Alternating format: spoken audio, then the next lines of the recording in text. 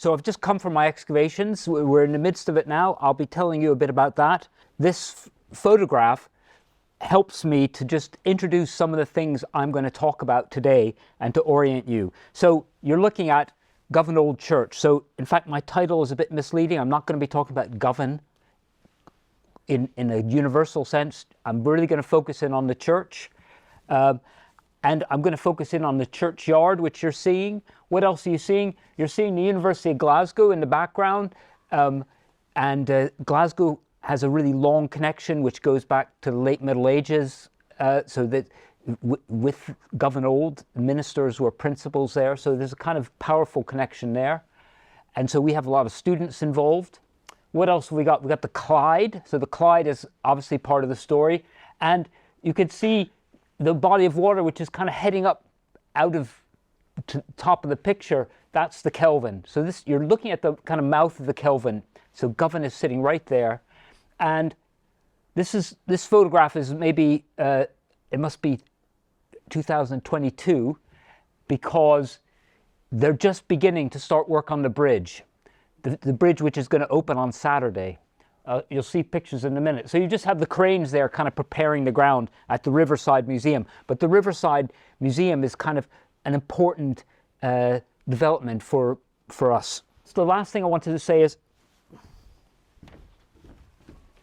this area over here is where we're currently in the midst of new building work. And I just want you to kind of have a sense of where that is. So since the pandemic, we've kind of, I say we, the Govan Heritage Trust, of which I'm a trustee, has been actively in the process of improving all the visitor facilities here. And so this has been the excuse for doing the archaeology. I didn't need much excuse. So you will hear from my voice that I didn't grow up in Govan. I didn't learn to speak in Glasgow. But I have been in Scotland for over 40 years, and for over 30 years I've been working on this site. Not continuously, but I started in 1994. So the work which we've started the last couple of years has been really tied into this. And it's tied into in two ways. One, it's tied into the opportunity to explore the archaeology and train new students, so there's a kind of educational dimension, but there's also a community involvement, because this place, which I'll tell you about in a minute, we're trying to kind of promote more active community participation in doing the archaeology. So last year we started this program, which we now call Dig Where You Stand, and I'll explain that in just a minute. And we had a fantastic find, which is a fragment of sculpture, so the first new piece of sculpture to be found in Govan since the 19th century. So I'll tell you about it when we get around to it. But I want to, because it's a Viking festival, we have to kind of face up to various things about the Vikings. So and particularly we have a lot of, we advertise, you'll see there's some leaflets here. You can grab one on your way out. Please do. Glasgow's Celtic and Viking past. You know, we know in Govan, we know the value of the Vikings. And so, and I've, for many years, was a trustee at Jorvik. So I'm quite, tuned into the market potential of Vikings. And yet, as valuable as it is for us at Govan, it can be quite hard to see the Vikings in Govan. We talk about the Vikings, we talk about these stones being Viking stones, and so on. And it's maybe needs to be justified and thought about a bit more deeply. And one of the things we can think about is, and the way to think about it perhaps is maybe taking a slightly cynical view about what has the Vikings done for us kind of approach. Does that question help frame things for us? And is it a way of kind of bridging this thing? And here's our new bridge. That's Govan Old from the Riverside Museum. So you can see why we're so, we're really close. We really want to be closer connected. the kind of conventional thing about the Vikings is we think about the Vikings as being kind of ending the Celtic Golden Age, so that they're quite a kind of corrosive force. But what I want to show you is, I think that the kind of trauma and the kind of transformations that happened during the Viking Age are really important for both understanding how Scotland gets shaped, but particularly understanding why Govan emerges as this place. And so I'm going to show you in due course a map which kind of explains why the Vikings really matter to Govan, because although we don't have that much Viking material to put our hands on, they're undoubtedly there, and they put Govan on the map, and I'll explain that. So in thinking about Govan, one of the things you need to understand is it's no longer owned by the Church of Scotland. In 2007, Church of Scotland was downsizing, and this was not the church they chose to make the parish. So I'm part of a group who took the challenge of trying to find a new use and a new function for this building, which is a fantastic A-listed Gothic revival edifice, and one which is thought to be, or regarded by architectural historians, as one of the most influential buildings ever built in during Presbyterian, by the Presbyterian Church. So it's really an interesting building. And so I'm one of the trustees, so I actually now have ownership of this building, which is kind of astonishing to me. So when we began thinking about what we would do with it, one of the first things we decided to do was to kind of really develop the understanding of the stones and make them much more attractive, and put interpretation out there, put some lights on them, and generally improve it. And we kind of want to celebrate the fact that we have these hogback monuments, which are conventionally seen as being a Viking calling card, which I think we kind of have backed away from that interpretation now. And then we have this amazing sarcophagus, this unique sarcophagus, which was intended to hold the relics of a martyred royal, a king of Scotland, really, king of who's named St. Constantine, and this is where we think his remains were. So it took us a while before we got all the paperwork sorted out. So we've owned the building since 2016, but we've really we've been kind of more active and dynamic since 2009, and we have quite a kind of big set of aspirations, because we see this building as being really central to the regeneration of Govan. It is no doubt the chief cultural asset of the community of Govan. So we want to make it really prominent, really accessible, really well known. And partly we've kind of come to realize part of that requires us to have a very powerful connection with the community. So hence the way we've framed our recent fieldwork. We know about the importance of cultural tourism. Because we're not a normal museum, we're kind of alert to the idea that we don't really want it to be a dead museum. We want stuff to happen there, including continuing worship. So there's still worship there. We're having a Russian Orthodox baptism tomorrow morning. So it's a dynamic place. It's a place where we'd like to nurture art. It's a place where we certainly have had public lectures and music, and our improvements we're thinking about are really to allow us to use the space more dynamically, because to make disabled access and so on. And it's a big thing for us in terms of education, and there's and at all levels. So there's a film you might come across sometime called Govan Young, which is about what happens if you take local kids from Govan and bring them and show them the stones and tell them why they're important, how transformative is, how it builds a kind of historical consciousness and kind of sense of social enhancement, social value, which wasn't there before.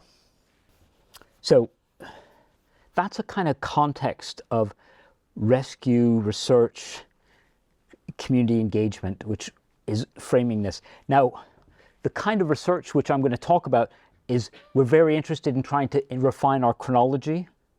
We're very interested in trying to understand how the church has evolved, how it's changed use over time. And we're very interested in how the churchyard has been transformed over the centuries. And we've been, thanks in part to the Society of Antiquaries of Scotland, we've been able to fund excavation opportunities for members of the local community, so that we're actually getting a kind of dynamic relationship in terms of just the field work. So we have this kind of notion that the Vikings are a kind of corrosive thing. And it's true that we have this tremendous period of clarity historically because of the monastic annals and things like that, which end when the Viking raids get serious. So we suddenly lose track of who's who. We lose track of the narrative. There just are fewer texts. And we've kind of put a lot of our eggs in the basket of, they're great sailors and they're able to do all this stuff. And that's, the technology of sailing is the crucial thing. But I think there's a kind of wider appreciation nowadays that it's not just the sails, it's what you're doing with your sailing. And so the kind of expansion and escalation of the international slave trade is part of the whole story. The great wealth that's starting to be made in and kind of channeled through Dublin and the domination of the Irish Sea by the Vikings is all bound up with that. And Govan is kind of peripheral to that, but it's not complete, it's not absent, as we'll see. But the point I want to make is that what we, from a kind of point of view of understanding the importance of the Vikings, it's really essential to realize that without the Vikings, we wouldn't have Scotland the shape it is. We wouldn't have this Gaelic-speaking kingdom of Alpa kind of taking over in the northeast. We wouldn't have the development of the Kingdom of Strathclyde, which I'm going to talk about. And partially this is kind of brought home by one of the key historical events we do know about, which is well documented, this famous raid on Dumbarton Rock by the Vikings of Dublin.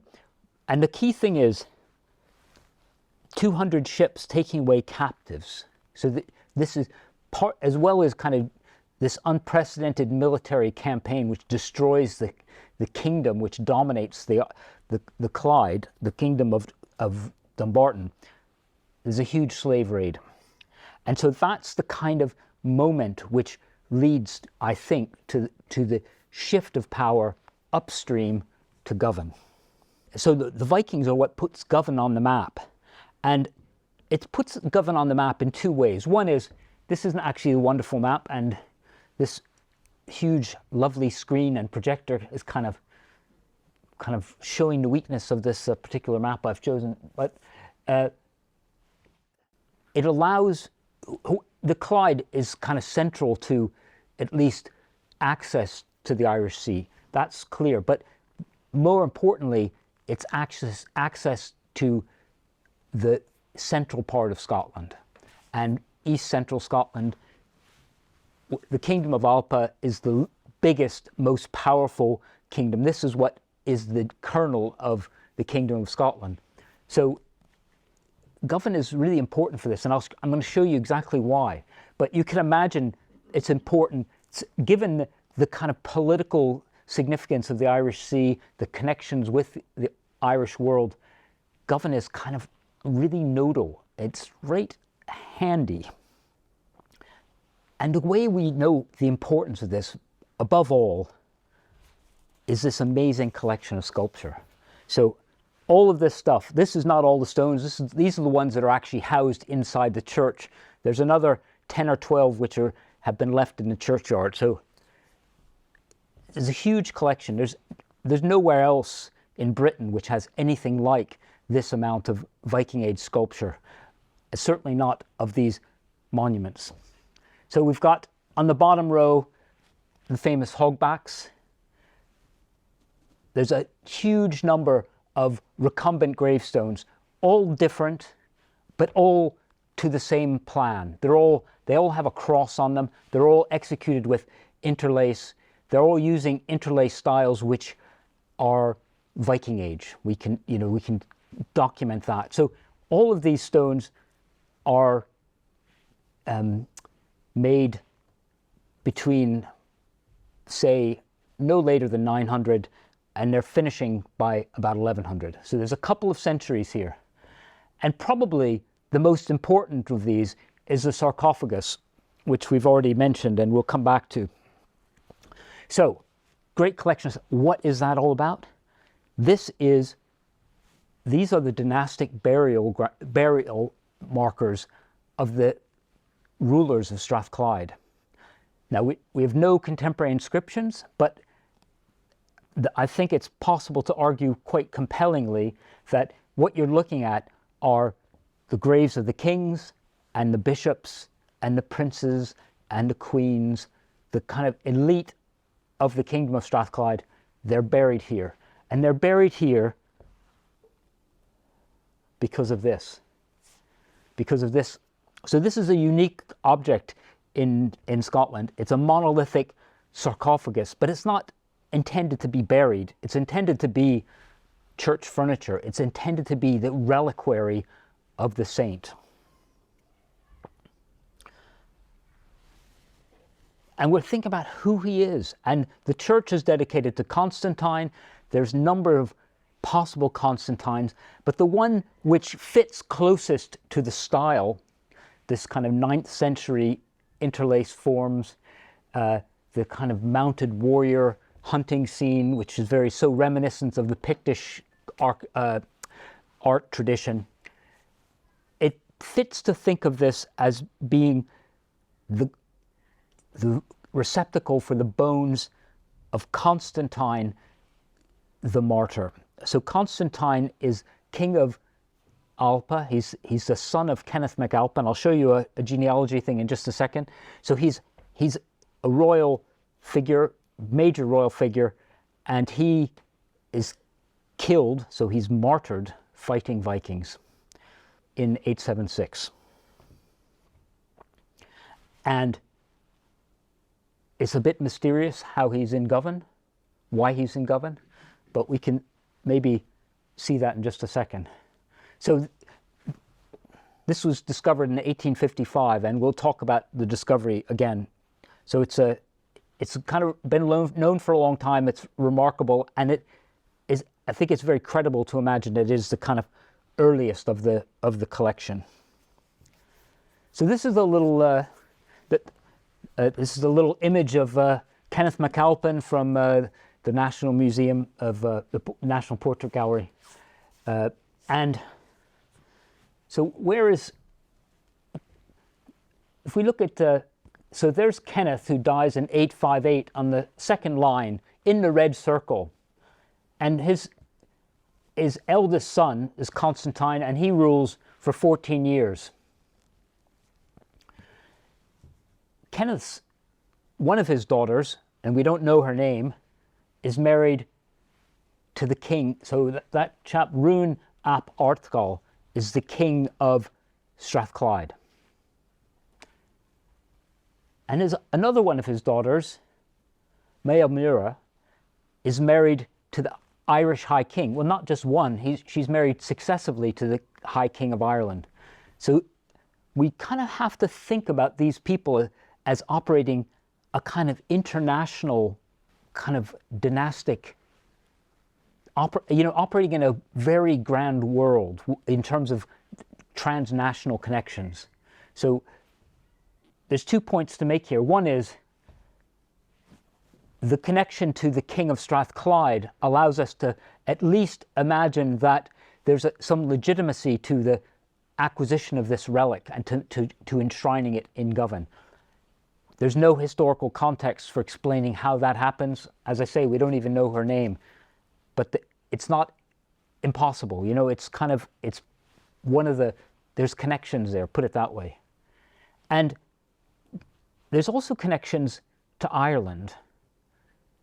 And if you're Pictish, if you're living in the northeast of Scotland and you're needing to get to Tara, where the High King is, you're going to have to go through Govan. So I think in terms of putting Govan on the map, the importance of Ireland and the kind of political value that Ireland starts to exert in terms of being an attractive place to marry your daughter off to and to build up international connections, that's something which happens in the Viking Age, and Govan is really well positioned for that. So I think that's how we come to understand that. So one of the things we have is these amazing hogback stones. They are representations of buildings. Are they great halls? Are they meant to be reliquary churches? There's kind of disputes about the iconography of them, but they are so exceptional that I think it is plausible to imagine that these are actually the gravestones of the kings. And so this kind of importance of the sculpture, and that is one of the things that drew me into this all those years ago, because until the 1990s, nobody really knew much about where these stones were. They just looked at the stones and said, wow, and then stopped. So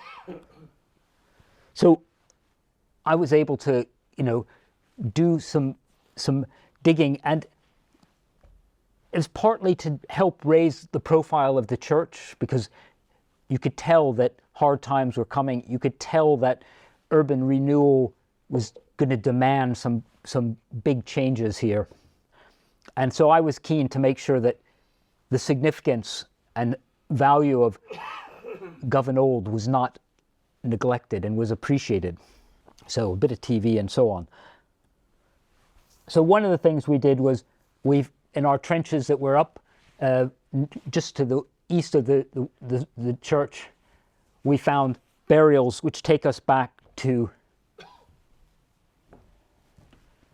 pretty much the dawn of Christianity in Scotland, 5th or 6th century. There aren't many places which have earlier burials than this. So important church from the word get-go. And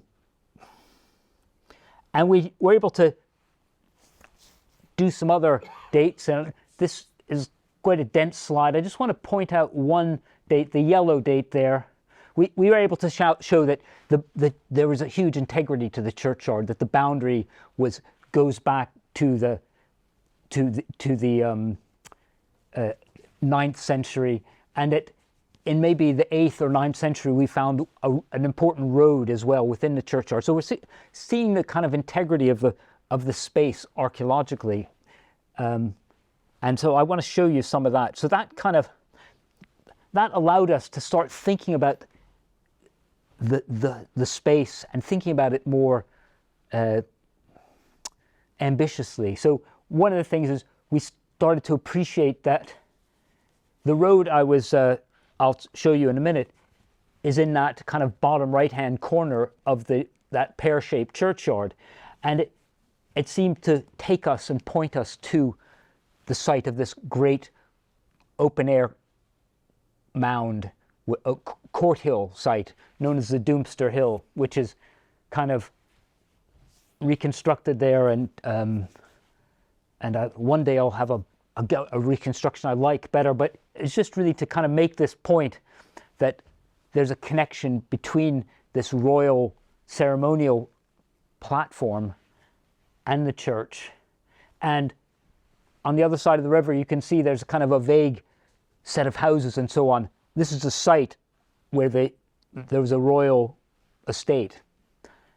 We don't know any details about it other than it was in Partick. So these three things are the kind of three components of our understanding of Govan. So they come out of that work I was doing back then.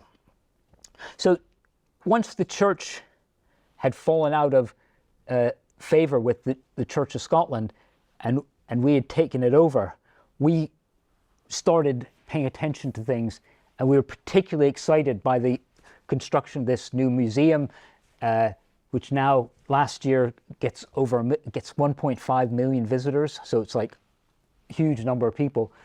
And so we started a ferry to kind of make it easy for visitors to come. And so we were getting, before the pandemic, we were getting 14,000 visitors a year. And in the course of the period when we were running this, we had 35,000 people coming across, including Nicola, who was our MP at that time, MSP at that time. So time has moved on. In recent years, after decades of neglect, suddenly the pace of redevelopment has taken off. And so all those pink houses you see there are on the site of the old Harlan and Wolff shipyard, and they're finally redeveloping that. It was demolished in the late 70s, and here we are in the 20s. So it's taken 50 years to go from something functional to something habitable. So kind of a stylish, new, mixed kind of accommodation, some of it now occupied, and connected with this bridge, connected to the museum. So this has kind of transformed our thinking in Govan Old, because we now realize we are going to be much more connected to this major tourist thing, and also we're now less in a bit of an urban wasteland, but in a place which is kind of undergoing quite a bit of regeneration. So how do we fit into that? So we've thought about this pretty hard, and we've tried to come up with a way of making this place sustainable. So part of that has been creating commercial lettable space in some of the offices in the basement of the church. And part of it is new build stuff. I'll show you a picture of that in just a minute. On the west side, the bit that's sticking out on the west is, in this drawing, is new. And this is just kind of showing us that kind of connectivity with the north side of the river.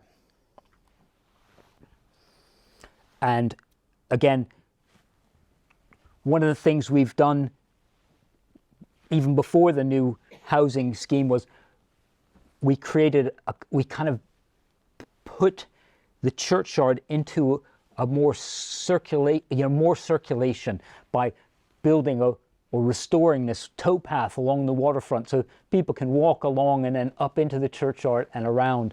So instead of it being a kind of dead end that people walked into the church and then walked back out, much more circulation, which has been really powerful for expelling the antisocial behavior, which was kind of tended to collect in the churchyard because it was a kind of dead end.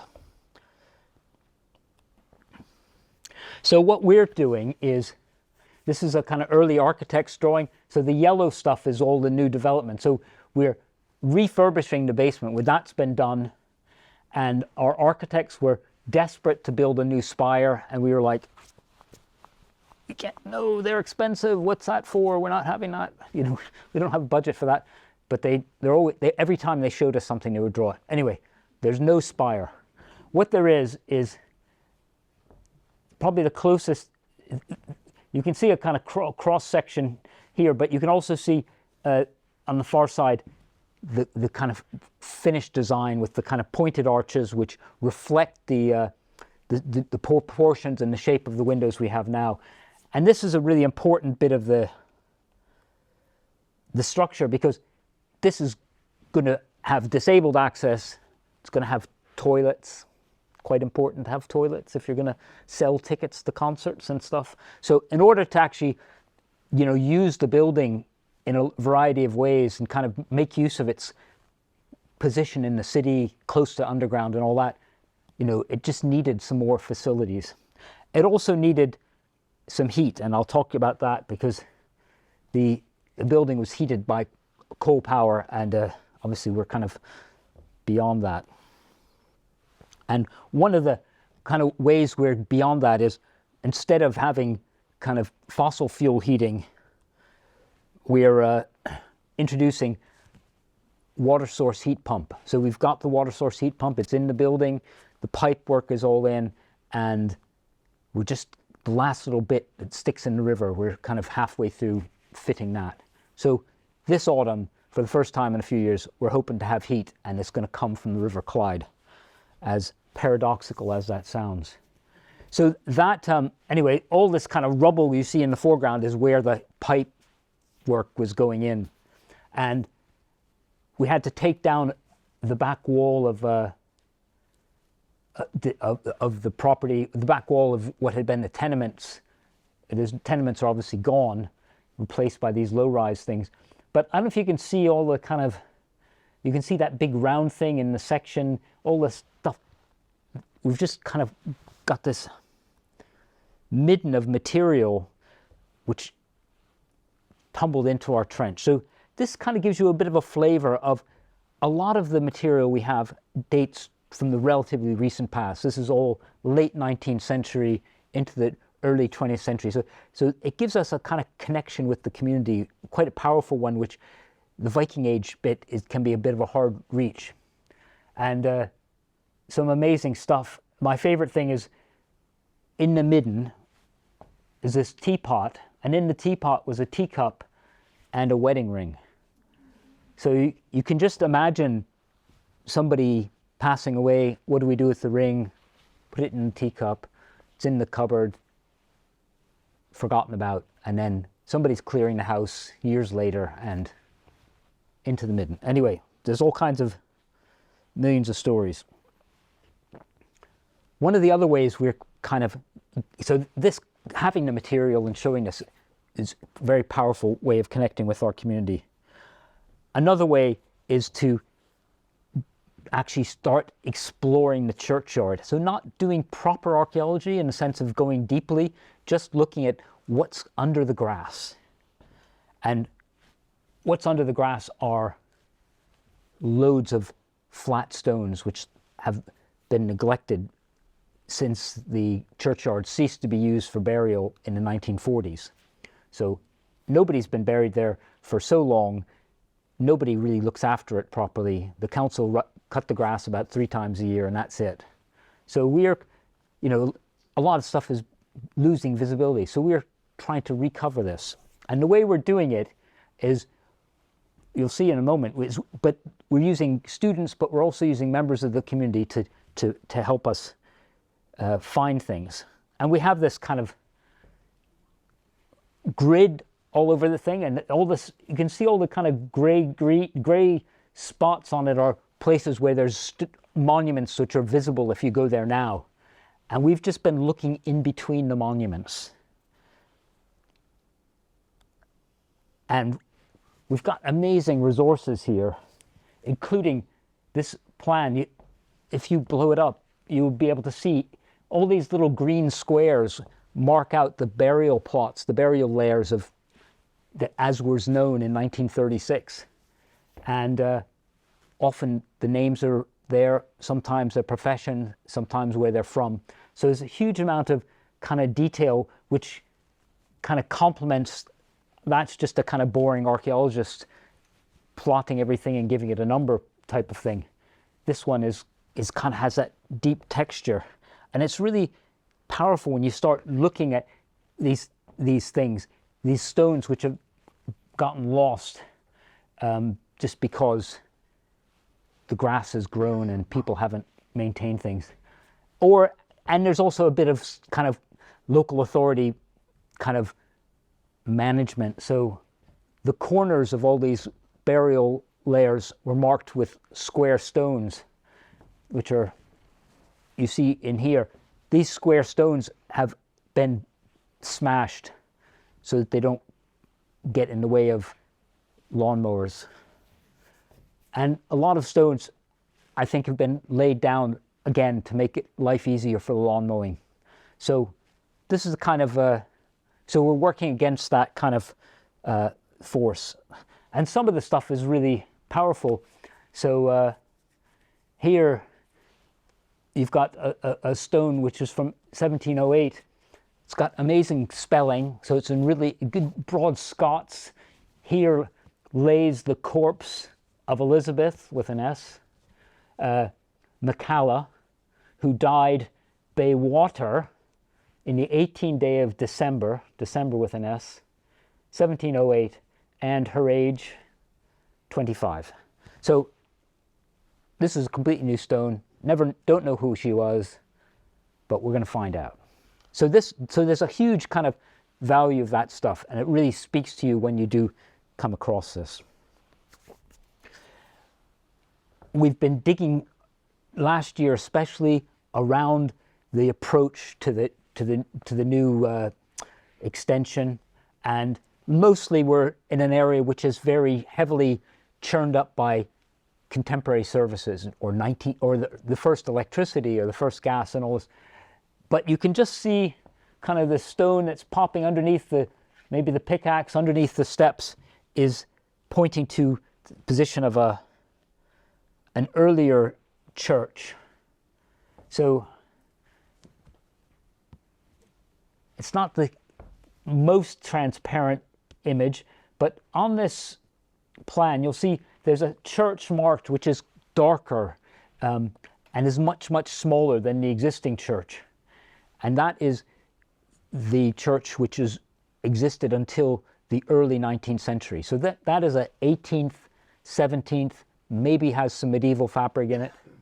And we're peering now just down at those steps we were looking at, and popping underneath it, just this side of the gas pipe, the yellow gas pipe, are traces of the porch that led us up to the loft in that church. And we've got tiny little fragments of, railings and balustrades. Nice little penny Turner helps us date it to the early 17th century. So we're kind of putting in little footnotes about the church, not really radical stuff. Maybe we're going to get another early burial here. That's all exciting. But the thing which we've really been doing, and where the real excitement is coming from, and where I've been working in the last 2 years, is down that photograph was taken before we started digging. So we're just in that kind of, you'll see a map again in a second. And I'll explain what you're looking at, but this just gives you a sense of the scale of our work, and the fact that we have central to it a kind of square building just starting to appear where the planning frames are. And then there's a deeper slot here. So that deeper slot is actually one of my old trenches. So back in the last century, I was digging in this area, and we realized that it was a great place to dig because there weren't any burials, because burials just get in the way and destroy the actual structures you might be interested in. And so we explored this. Because we were doing it for the TV, we had a JCB, we kind of got right into it. And here's one of our students who's gone on to have a good career in historic Scotland, working on, you can see this gravel surface he's squatting on. That's a road surface, a really hard packed road surface. This is the road surface I mentioned. This is the road surface which has radiocarbon dates from about 800 to 900. So a very old road, a road which is contemporary with our sculpture, and which is why I think that this is where the original entrance to the churchyard was. And this is a bit of a soggy day last year, just us revisiting it. And so we've spent a lot of time actually re-excavating our trench and kind of repositioning ourselves and thinking about that. And that's really what's behind this diagram. But there's another reason why we wanted to dig in this area, and that's because that's where the sarcophagus was found in 1855. And it's a sensation when it's found. And it features in the first big book of early medieval sculpture in Scotland, Stuart's Stones of Scotland, Sculptured Stones of Scotland, 1856. This is where this is found. Not very close. It's not described very close to where it was. We just know the description is like in the southeast corner. And we also know that once it's found, it's stored. And see the building which is marked A. So that's where the stones lived until the new church was built that was big enough to start accommodating it. so we see these buildings just up here. They're still surviving. This is this amazing map. And we see some of the stones kind of laid out before they're taken into the churchyard. And I thought that one of the things we'd be doing would be kind of looking at, you know, the old display area. But it's been more complicated and more interesting than that. So we're coming to have a much better understanding of the way the churchyard has evolved. And one of the things we've come to understand is, as we've appreciated this entranceway, is how that's shaped the arrangement of the stones within the churchyard. So for instance, these stones, this pair of stones here, you would have walked by after you'd entered the church. They're really prominent. They're like the first thing you would get to. These are 17th century stones. These are the Maxwells of Pollock. So the Sterling Maxwells who live in Pollock House. This is their church. They're the kind of big players here, the patrons. And you can't forget that. You can't ignore that, because you see them as you walk in. So one of the things we're trying to do is try to understand what that the late medieval, early modern geography of the churchyard was. Who's located where? Why are they here? We're starting to get our head around that. There's a lot more work to be done there. And we're trying to get our head around what is going on with this square building here. Because what we know about it is I thought it was probably just a shed that was used by the groundskeepers, grave diggers, and that then was pressed into a storage space. But in fact, it's a hugely substantial building. And we now know that the walls extend at least 1 meter into the ground. I'll show you a better picture. So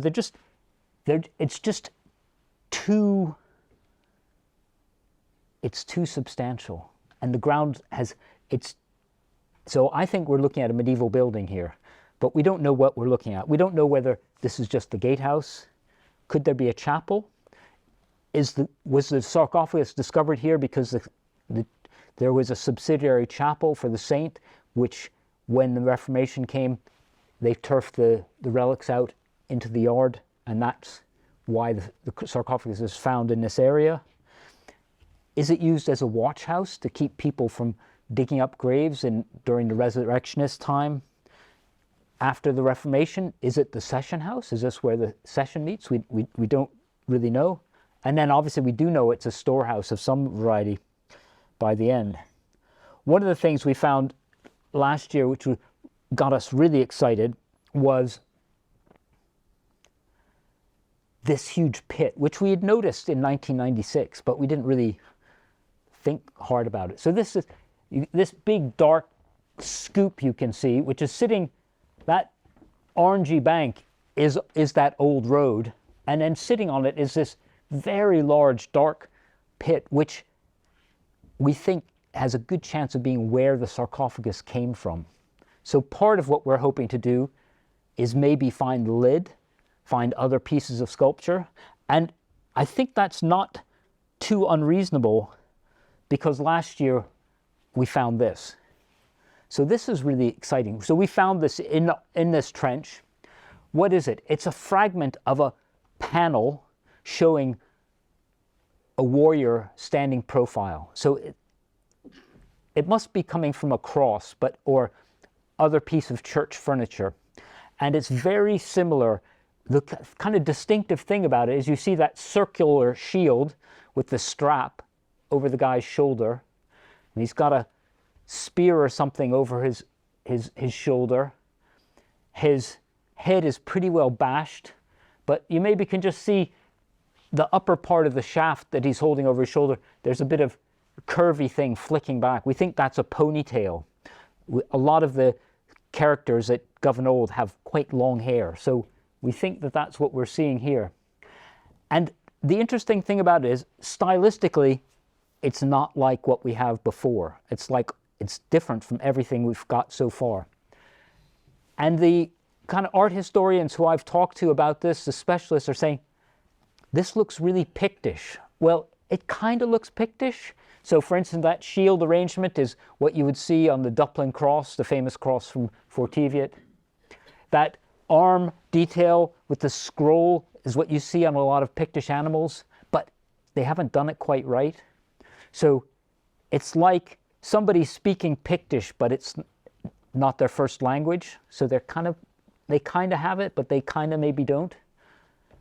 The interesting thing about the carving is it's in size, so it's this light incision. So that is a style which we have,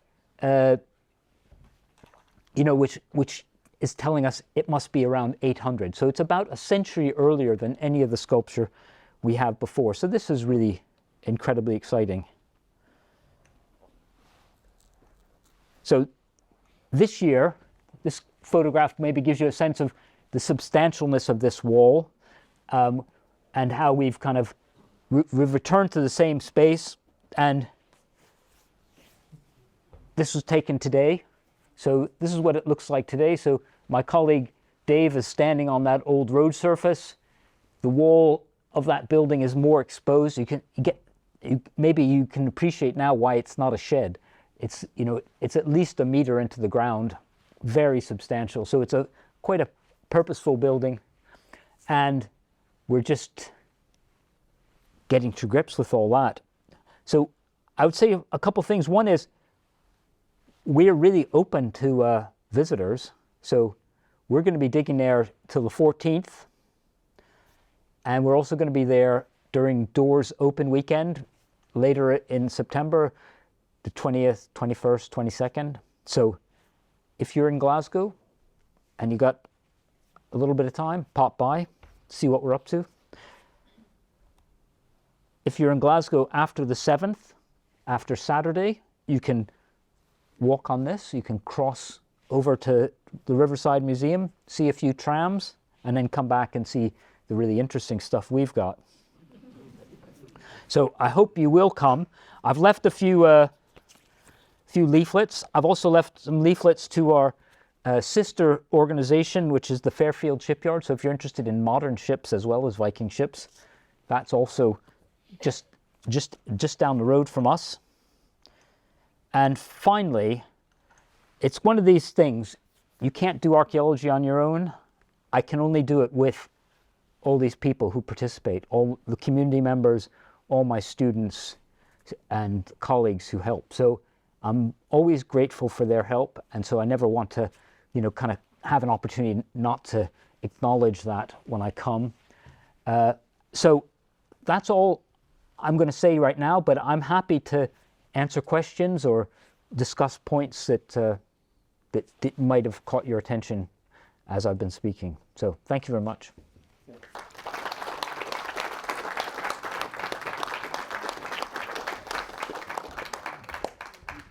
Can I just thank Professor Stephen Driscoll for his talk on Govan Stones. As I'm saying, I brought up quite close by over when I was a young boy and ran about Pollock House and Pollock Estate, as we were called.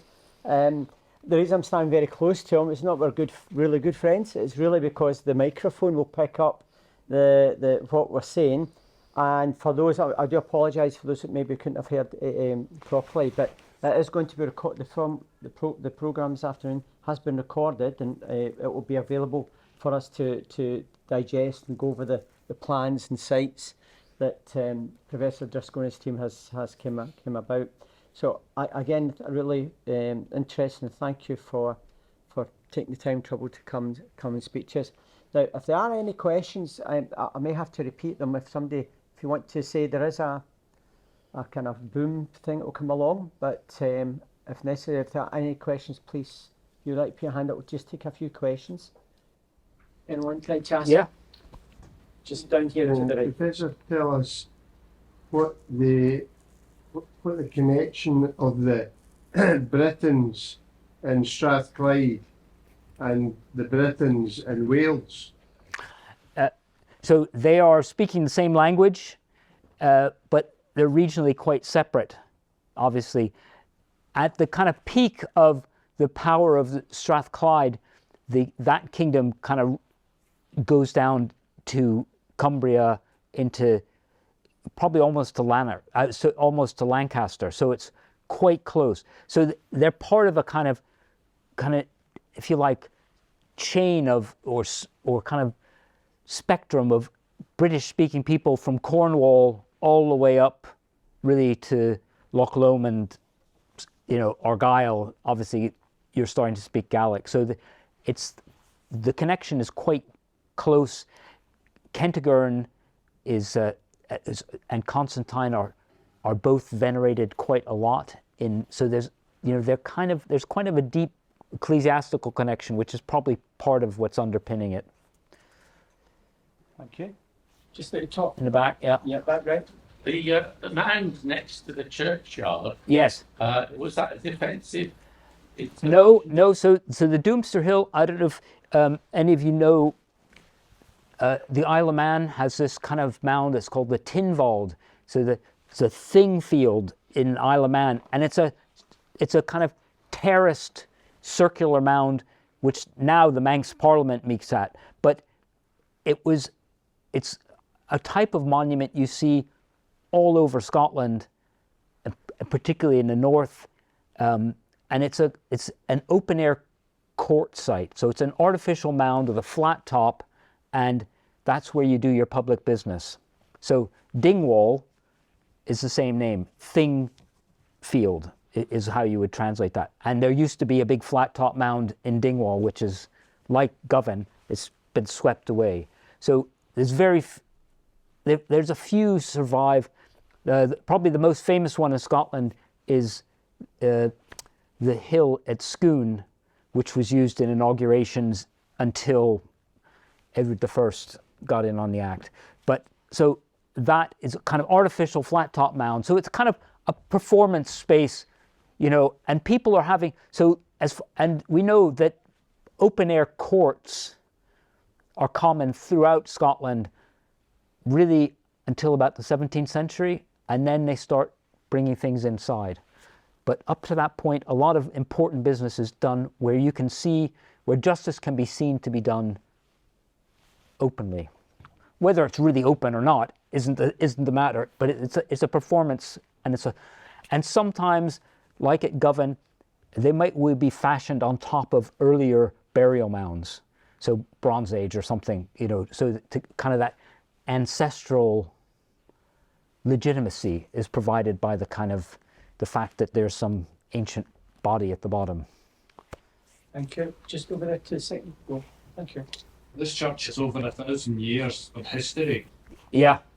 And originally the churches were a place where you could be educated. Yes. So that means there must be a paper trail that explains a lot of the architecture that you're dealing with. The more recent architecture, I showed you that kind of scruffy plan of that building.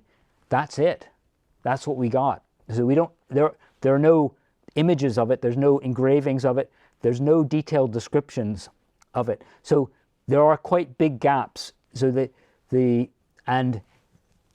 yes, there is potentially quite a lot of historical material around churches, but we don't have it. And you're saying that this place is really a very prominent building in history, especially for Govan. Yes. But you don't have the facts on paper. We do from like the 17th century. We got loads from the 17th century. From the 17th century, it's like, oh, there's too much. But even 16th century, that's pretty good.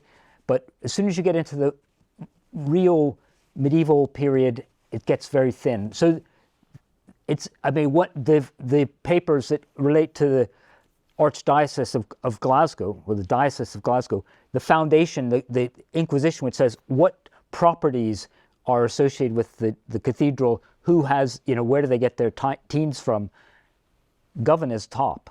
Govan is the most valuable parish they have. It's a top parish. It's a huge parish. I should have said it goes to like Jordan Hill, to the Gorbals, it's like 6 miles across. It's vast, and so very productive agriculturally. But we can't really see much detail before the 16th century.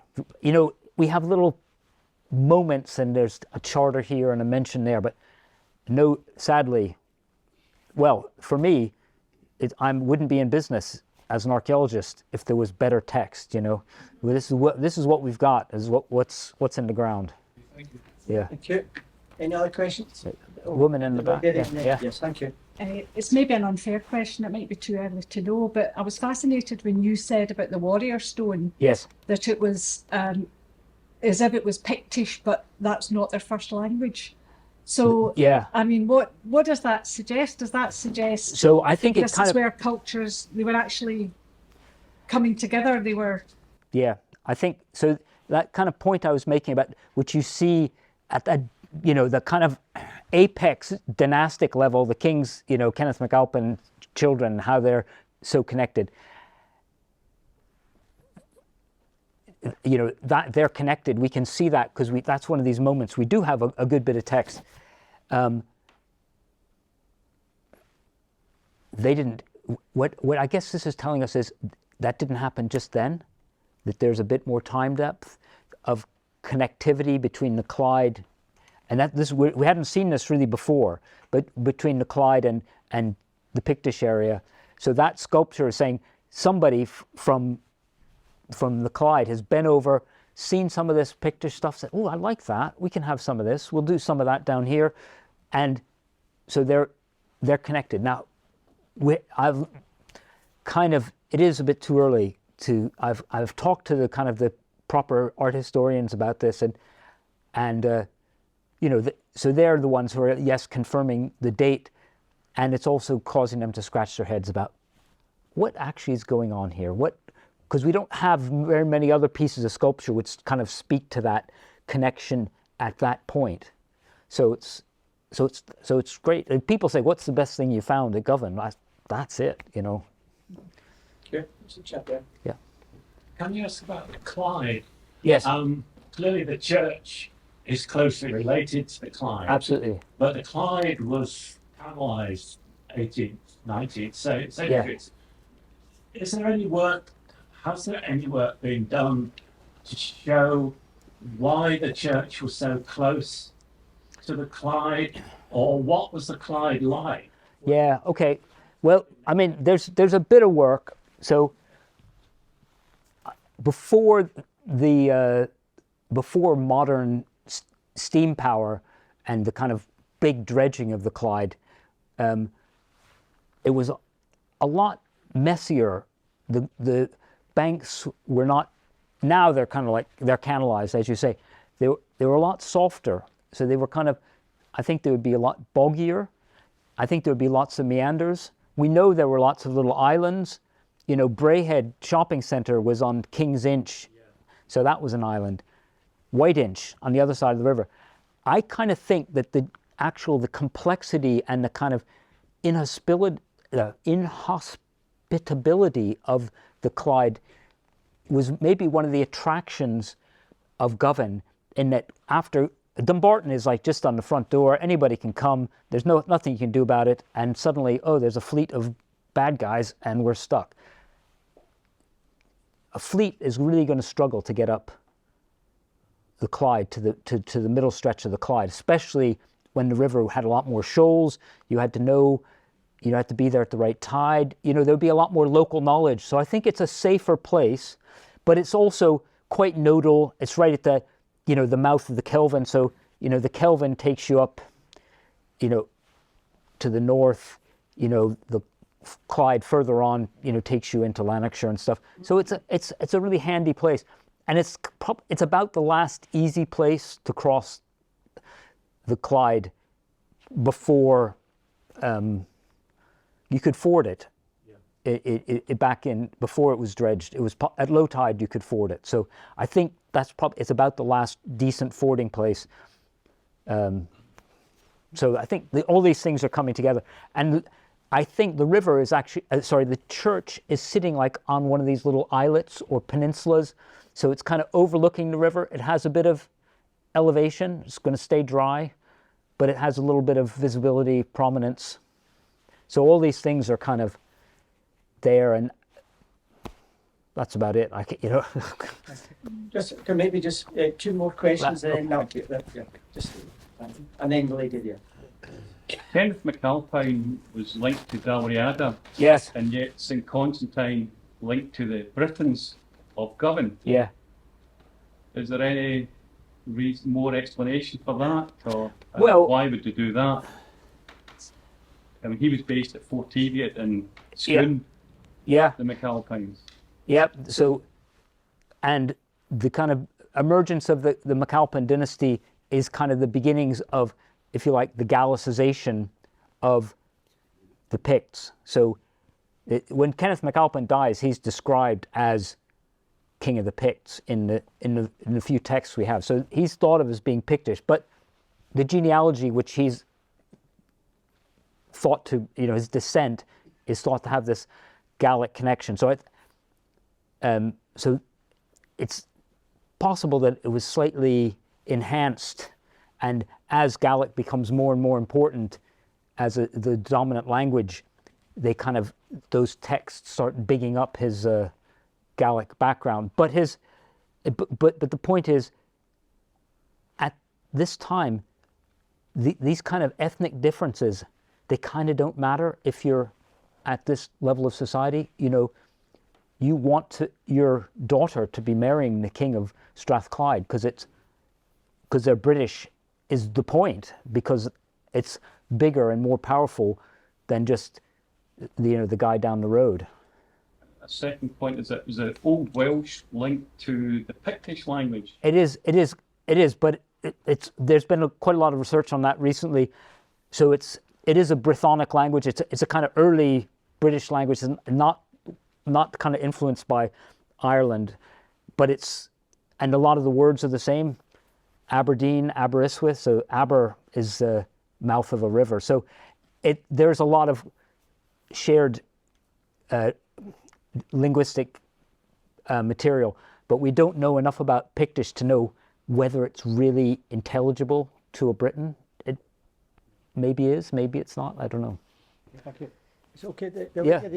Finally, one last question. Okay. There first. Okay. Yeah. Thank you. I belong to a group of freelance, maybe vigilante historians actually, that are cataloguing the contents of Church of Scotland churches which are closing just now. Okay. It's going through another Yeah. I know it's. In I know. fact, we're just after cataloguing St Column's just along the road there. Okay. Are you aware of any work that takes place around about Govan in terms of, or Govan perhaps, the cataloguing of the artefacts and the objects within the church, as well as the kind of archaeological finds out with? We're doing that. So we've some of the people who I work with don't like getting dirty. I understand. You know, they just want to work with, you know, the parish records and stuff. So we have a lot of stuff, and I mean the oldest stuff has already been deposited with the Mitchell, but we do have a lot of stuff, and maybe a lot of stuff which is quite interesting, but isn't kind of got that statutory historical thing. Like there's lots of paintings and other pieces of art, some of which is pretty rubbish and some of which is quite interesting, which was acquired by the church, and we've got it, we catalogued it. We don't really want to display all of it. We're not quite sure what to do with it, but we have it. We haven't binned it. You know, we're kind of on our route to getting a museum certification, and so then we be able to collect, you know, hold collections. I mean, we still have the stuff. It's, you know, we got everything. When we got the church, we got the stones. How can they give us the stones? But we got the stones. We got all the communion plate. We got all the communion tokens. We got all this stuff. So but I wouldn't say we're on it. We're aware of it. We've got people who are doing stuff with it. So I didn't know that there were other people. That's quite encouraging. Yes, well, it's kind of now occurring to me that perhaps there's more stuff that we could be doing on the kind of archaeological end of things. Find some people who do want to get dirty and team up. Well, I'll speak to you afterwards if you like. Okay. Can I just say I'm conscious we've always got a Church of Scotland minister here as well, so we need to watch what we're saying. So Okay. you'll be fine. The final question, Yeah. if that's okay. Yeah. There's what looks like a hogback stone in the churchyard in Luss, and I know, was yeah. wondering what, if any connection there is, or whether there are any Well, other I mean, roundabouts. Luss is, I mean, it is a hogback stone. It is contemporary with this. It's kind of had a, it's been kind of modernized in the 12th century. It was given a nice kind of arcading to make it kind of more Romanesque, which that hasn't happened to ours. It's a major estate. That Luss is kind of the church on the richest side of Loch Lomond, all those lands. So I think, you know, you can say that there's a kind of contemporary of the guys in Govan who's kind of ruling the roost there and endowing the church and getting buried there, because, hey, that's what they're doing down the road at Govan. So I'll have some of that, please. Okay. Listen, can I just thank again Professor Driscoll for his really interesting talk. I'm sure we'll all be heading off to Govan pretty shortly, if not to Braehead, but certainly I'll certainly make a point of coming along to see the issue. And I just also say that Professor Driscoll mentioned the Society of Antiquaries, and just to say they've actually helped sponsor this evening's talk, and I think it's a starting point, and thank you for tonight. I think next year Largs Viking Festival will maybe follow this through as a matter of course again as part of the Hackins lecture. What I'd like to do now is invite Madam Pauline Hunter of Hunter Stint, but of Chief of Clan Hunter, just to give it a small thank you. Thank you. To yourself. Okay.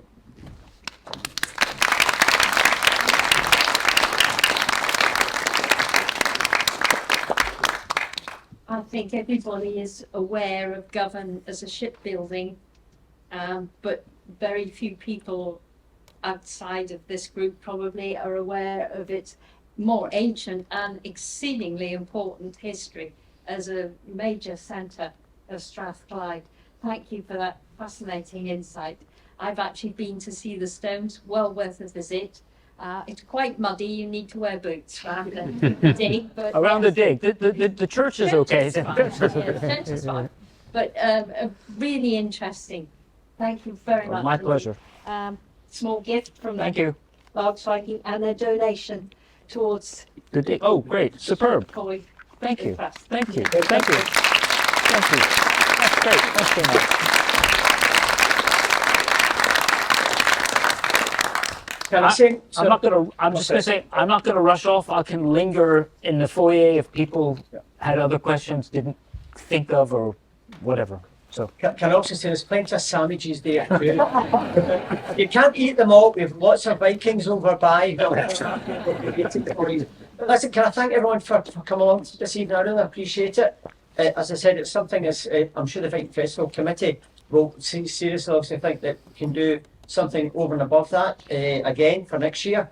But obviously linking in with our good friends from Govan, it's been a really entertaining, enjoyable evening. So thanks for coming. Thank you. thanks.